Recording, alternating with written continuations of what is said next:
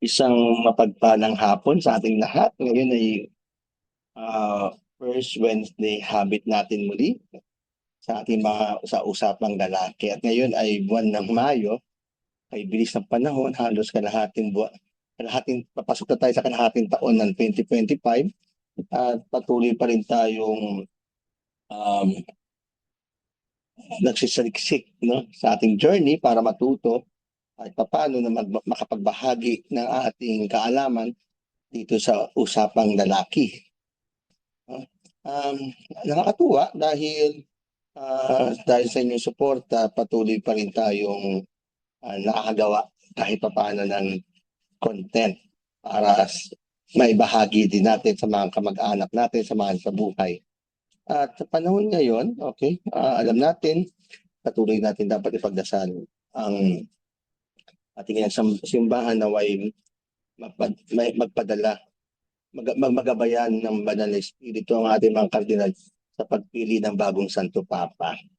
Hari nawa, dahil sa ngayong araw nito, May 7, ay sisimulan ng conclave. So kaisa natin ang ating mga mahal na kardinal sa buong mundo na sa kanilang panalangin na nagkabay ng Espiritu Santo, makapili sila ng bagong leader ng ating simbahan.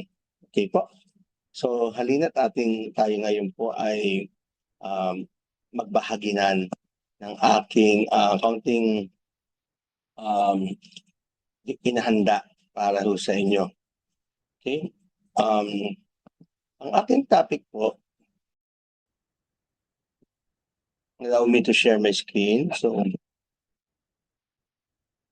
boundaries, balance, and the psychology of saying no. So, ano po ba ibig sabihin nito? Boundaries, how to make balance, and psychology of saying no. Kasi meron tayong kultura na para bang bukas sa lahat. Ika nga, nahihirapan tayong tumanggi, na naapektuhan na rin tayo paano ang ating well-being, naapektuhan na rin ang ating privacy, yeah? Yung ating personal space, ika nga.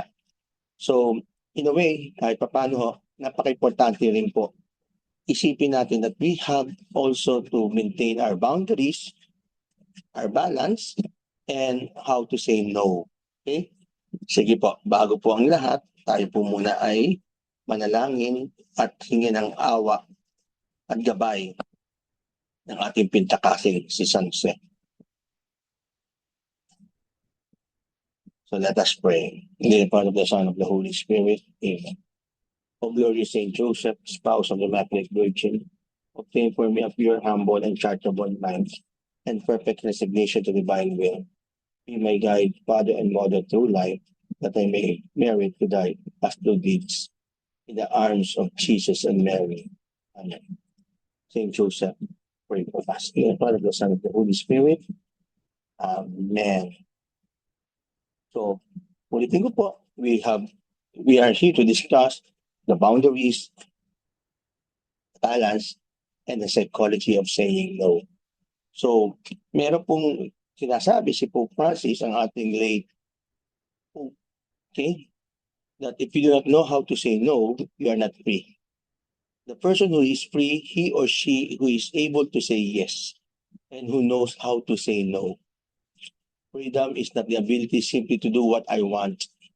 Instead, freedom is the gift of being able to choose the good, and this is the true freedom.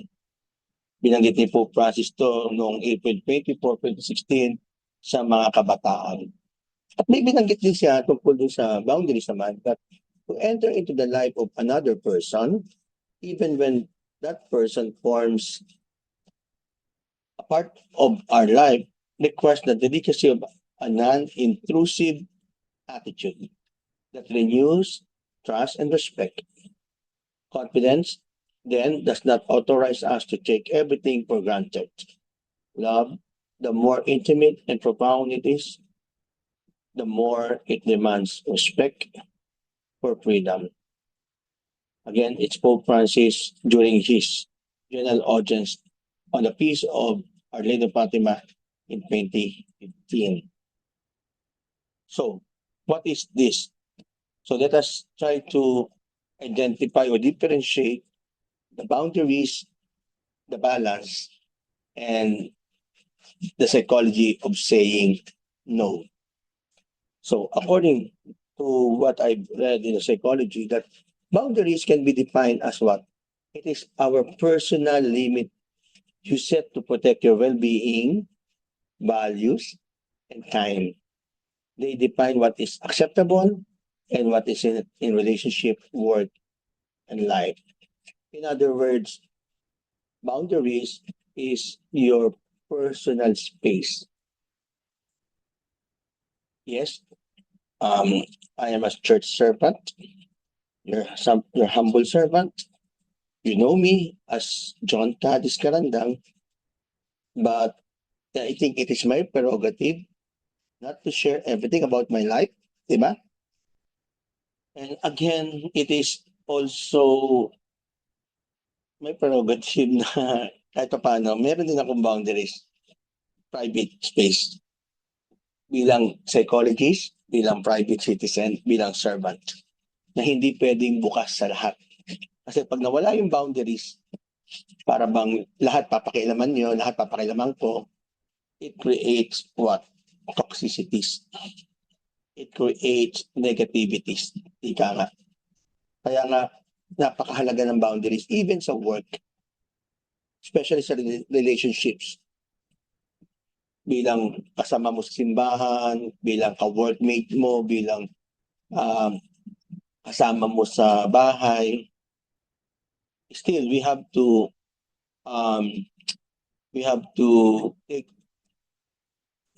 values on the boundaries na hindi pa pwedeng basta-basta na lang. Ika nga.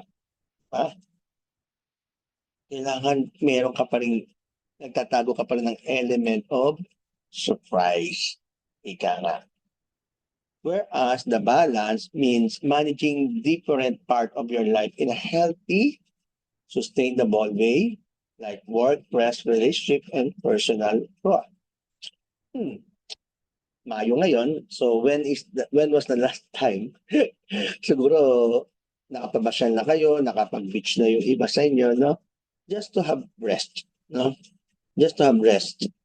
Kasi after Holy Week, lahat po tayo pagod sa simbahan. Sana. Sana nagkaroon tayo ng paraan para makapagpahinga kasama ang Panginoon, no? It's also balance. And then, sa ngayon May, marami mga resort, fully book ang resort. Kasi marami mga nag-outing. It's also part of the balance. Or, how should I say it? Self-care is also balance na 8 to 5, work, after 5, self na. Di ba? Hindi pwedeng 8 o'clock ka magtatrabaho hanggang kailan mo gusto matapos yung trabaho. Hindi rin din tama yun. Wala nang balance. Wala ka ng time for yourself, for your family, and even for your to take rest. Diba lagi ko nga sinasabi, rest is the highest form of self-reward. So mean to say, lahat tayo, okay, kailangan natin magpahinga. Kailangan natin bigyan oras ang ating sarili. Kasi ito yung nalaging tanging magiging reward natin sa ating sarili. Di ba? Kaya nga ho, sana ho, bahagi ng ating pamumuhay kung araw-araw tayo ay kumakain 3 beses sa isang araw, araw-araw tayo nagtatrabaho, 5 beses o 6 na beses sa isang linggo, kahit pa paano meron pa rin tayong oras para makapagpahinga. Kaya nga, yung araw na linggo, okay, kung tayo ay busy sa buhay sa ating ministry, no, meron pa rin tayong oras para makapagpahinga. Kasi baka mamaya magkaroon naman tayo ng spiritual dryness o spiritual burnout na para bang buong araw ng linggo, 6 na araw kang tatrabaho at buong araw ng linggo, puro ka sa ministry na nakalimutan mo na ang pamilya mo, nakalimutan mo na ang iyong sarili, na to the point na para bang robot na lang at parang pakiramdam mo napapagod ka na or nawawala na yung excitement mo enthusiasm mo para mag-serve sa kay Lord dahil sa sobrang pagod, then baka hindi na kasi balanse yung um, iyong ginagawa. Ako personally po, para sa balance, kung magse-serve ako sa simbahan, hangga't maaari after mass, simba, and then gagawin ko yung ministry ko, and then lunch with the family, and then kapag may patient, yeah, and then rest na ako the entire Sunday evening so that meron akong oras na nakapagpahinga para may energy ako the following day. Diba? That's balance. And the last one is psychology of saying no. Again, it's okay to say no. Well, meaning to say, it's okay na tumanggi tayo. Okay? It's okay na minsan isipin mo, ah, sila naman. Kasi baka mamaya sa ating ministry, oh, Brother John, baka pwede ka mag-lead ng liturgy. Oh, sige, okay lang. Uy, Brother John, ikaw na rin sa catechism na. Okay na. Saka nga pala, Brother John, ikaw na rin mag-ayos ng simbahan. Okay lang. Ay, Brother John, may meeting tayo ha, atin ka, huwag ka mawawala. Okay lang. Sige. Not knowing to the point na parang pakiramdam mo na-overwhelm ka. Hindi ka marunong kasi sasabihin mo, naku, kaya naman pag nagsabi ka ng no kasi baka may masabi sila. Yun yung nangyayari sa iba sa mga ministry heads o servants na para bang dahil tayo ay working sa church, nakakalimutan natin mag-say no kahit alam natin sa sarili natin na may napapabayaan na, may nasisira na, para bang kulang na lang, sabihin na lang ng mga mahal natin sa buhay, diyan ka na lang kaya tumira sa simbahan, di ba? Di ba parang ang hirap no? Ang hirap ganun mangyari. But still, saying no is a powerful act. Again, saying no is a powerful act of self-respect, but psychologically, it can feel difficult. Okay? Kasi ako aminado po ako. Just want to share with you this. Pag hindi ko talaga kaya at wala akong time, sinasabi ko, sorry, I can't perform, I can't do it. Mahirap na po. Nakakapagod din po. So, isa sinasabi ko naman, ano naman to para kay Lord? I know. Pero wala po akong oras, sorry. So, pag ganun, I feel, may bigat, mahirap sabihin, nagkakaroon ng guilt feelings, pero liberating somehow. Kasi hindi naman siya, at least naging honest ako compared sa magpapakita ako na kaya ng katawan ko pero hirap naman yung aking kalooban. It's also it also affects the quality of service na pwede ko maibigay kay God. It also affects the quality of service na pwede ko ibigay sa taong bayan, the church. Diba? So, why saying no feels hard? Dito muna tayo sa psychology of no, saying no. Because we have this kind of fears, no? Fear rather. The fear of being rejected or fear of rejection. We worry others will be upset or stop liking us. Yes, sasabihin ikaw naman para naman kay Lord to. Naku, baka may masabi yung iba. The term is, baka may masabi yung iba. Doon tayo natatakot na may masabi, hirap naman ma-reach yan, porket sikat na. Mahirap na, no? And then, meron tayong takot na baka hindi tayo magustuhan. Another guilt. We feel selfish for putting ourselves first. Oo nga, para kay Lord. Pero tinanggihan ko, Lord, baka magalit ka. Sorry kasi talaga naging totoo lang naman ako, talagang hindi ko kaya. Pero hindi, bawiin ko na lang kasi kaysa magalit si Lord. Kasi parang may guilt ka. the ministry mo eh. Or, ay dahil tinanggihan mo, nako, ikaw bahala ka. Si Lord, explain mo kay Father yan. Explain mo kay parish priest. Para kay Lord, tapos tinatanggihan mo yung blessing. Ang bigat nun. Totoo yun, sobrang bigat nun. Kaya to the point na parang mapapansin mo sa mga parokya, parang masaya sila to serve.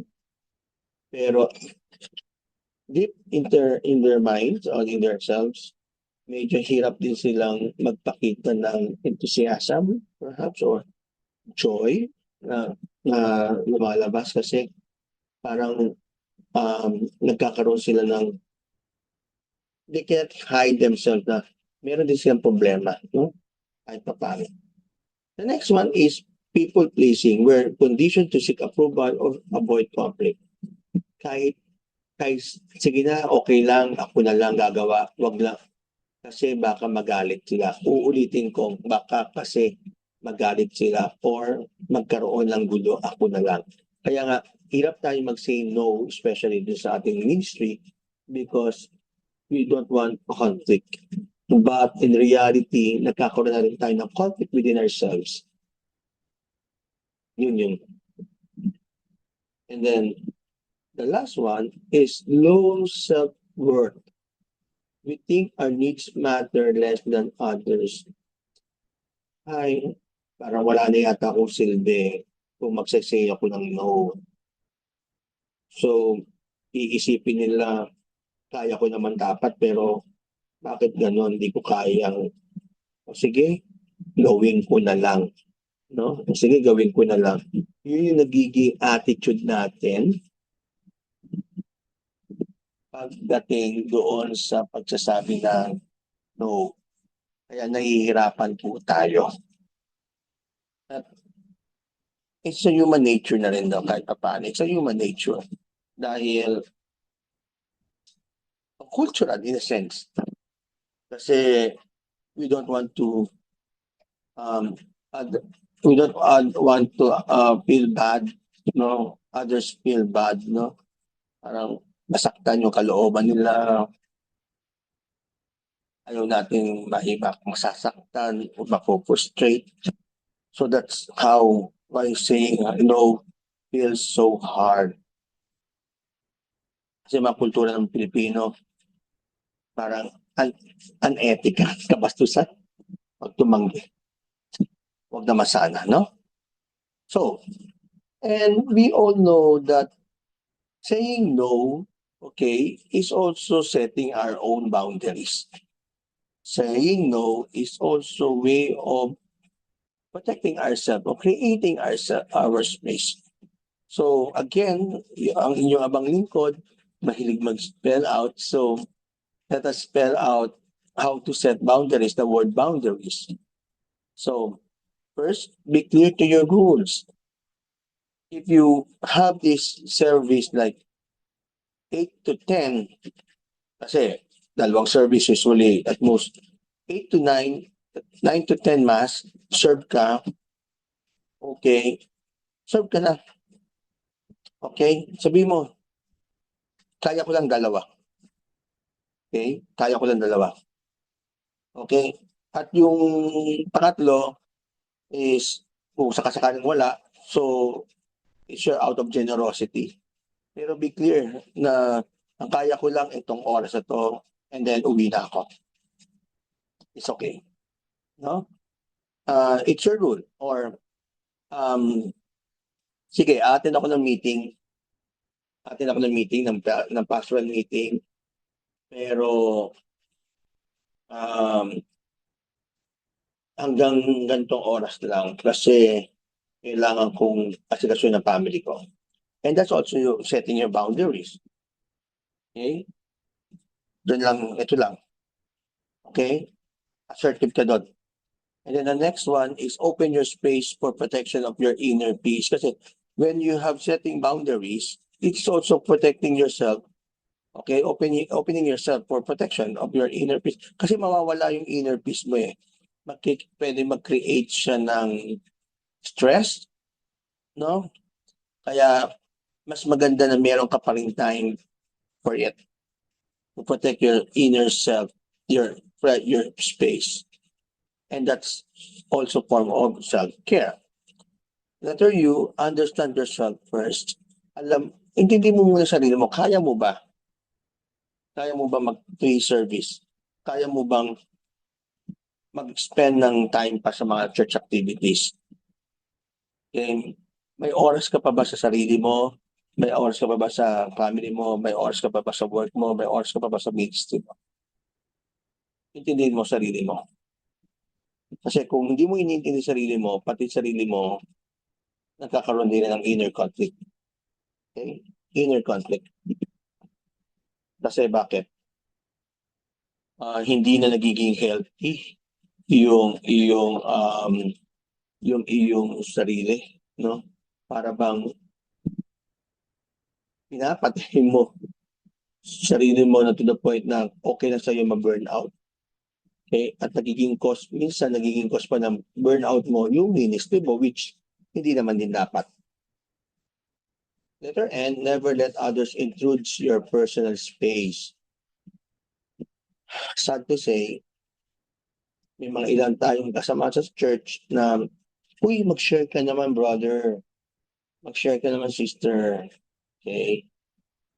Uy, balita ako, blah, blah, blah, blah. Okay? Nagiging, wait. Hindi tama na pag-usapan niyo yung buhay ko. You can say that. Hindi tama na pilitin niyo ako magkwento, mag-share tungkol sa personal life ko. You are intruding my personal space na rin. Diba? Kasi kung lahat napakailaman ng church mate niyo, ka-church niyo, or napakailaman ng inyong ka-work, or inyong classmates, or anyway, pati even your mga relatives, yan nawawala yung personal space, yung inyong kaunting privacy in life. Letter D, direct your thoughts for betterment of yourself. So, what is in directing your thoughts? Kasi, to setting boundaries, alam mo kung tama, kung ano yung tama para sa sarili mo, at yung makakabuti sa sarili mo. Yun ang napaka-importante doon. Kasi otherwise, kapag hindi mo alam yung makakabuti sa sarili mo, then kulang ka sa action. So, act if needed. So, act if needed. Kung alam mo hindi tama sa sarili mo, then act if needed.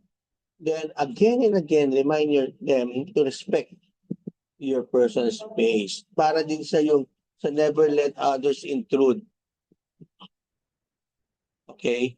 Never let others intrude your personal space. And then, I-message should be your language. When we say I love message, hindi ako natutuwa dahil pinag-uusapan niyo ako. Nalulungkot ako dahil ako ang inyong topic sa meeting. Okay? And then expect resistance. When you are expecting resistance, reject the rejection. Bakit? Kasi pag reject natin yung rejections, okay, we can say na wala tayong pakialam. Okay? Kumagalit sila. Kasi ang importante sa atin, we have to take good care, or we have this kind of boundaries. Doon lang kayo, hanggang dyan lang kayo, hanggang dito lang ako. And then last but not the least, stand by it. Don't apologize for your boundary. Repeat it if needed. Okay? Sorry ha, sa ganito ako pasensya na kayo, ganito ako. No. Don't even say sorry. Apologize for your boundary. Stand by it. Kung ngayon, ito lang ang boundary mo, then so be it. Nobody can question or can control your boundaries. Okay? It's yourself. It's your personal space again and again. Okay? Now, how to set balance? Again, having saying no, okay, we can create boundaries, and then we can also set balance. So first, boundaries is a must. If we want balance, then boundaries is a must. At if we feel na magkakaroon tayo ng spiritual burnout or emotional distress, that's just ministry natin, then ask for help. Ask for help. Ask for professional help, ask for spiritual direction, ask for um, counseling, okay? Ask for help. So, napaka-importante ng gano'n para na sa gano'n lubos mong makilala pa yung sarili mo, no? Kung nasaan na bang direksyon yung iyong mindset, yung iyong emotions, yung iyong self. And then acceptance. So, when we say acceptance, tanggapin mo na ito lang yung limitation mo, okay? Tanggapin mo na hanggang um, meron ka lang certain things na hindi mo kaya lahat or alam mo rin na meron ka ring time na tanggapin yung iyong mga weaknesses, yeah? O i-deserve mo yun. So, that's also acceptance for us to set balance. And the letter N, nourish your body, mind, and spirit. So, hindi lang porket ministry head ka or servant ka, hanggang dun lang. Why not to learn, attend formations? Ito, nourishing your body, your mind. Okay, your body, why not to take good activities that good for your health, for yourself, for your body, like exercise. And spirit, why not to take pause for your spiritual retreat or journey, right? And that's very important. And then letter C, creates limits. Okay, create limits. So, ibig sabihin, kung ang work mo is 8 to 5, 8 hours, kung ang ministry mo, kaya mo lang 4 hours, 4 hours lang. Okay? Hanggang dun lang.